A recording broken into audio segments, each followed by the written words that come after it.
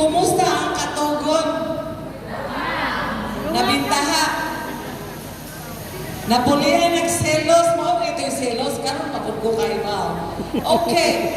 Ang dinhijod, ang number one na purpose o ang atong mga recipient is focus on food production, productivity.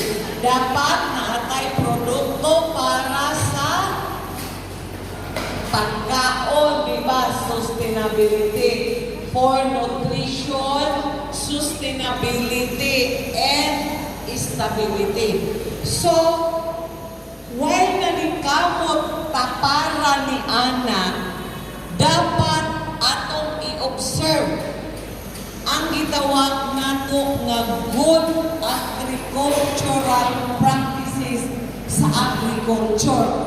Labi na kay ang atong focus is pagkaon. Dili nato hikalimtan or dili nato in-neglect nga dapat ang atong pagkaon, di ba, para mas lawas no, para mabusog ka. Dili nato ibaliwa nga dapat safe ang atong kaon.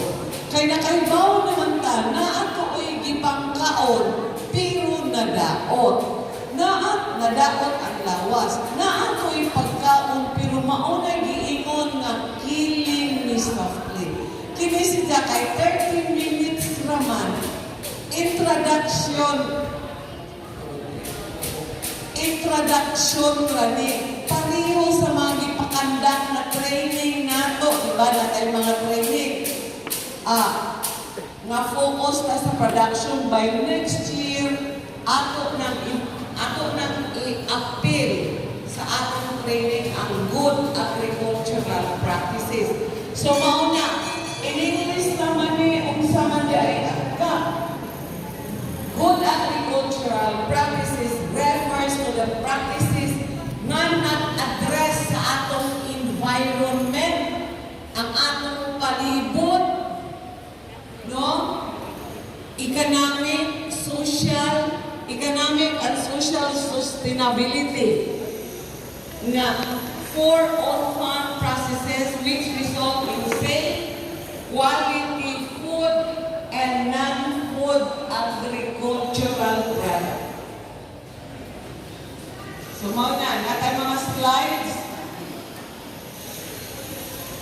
Next.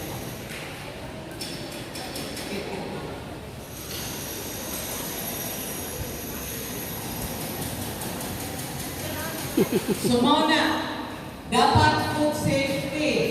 Food safety, una, produce, quality, o ang next, mauna na siya ang environmental management.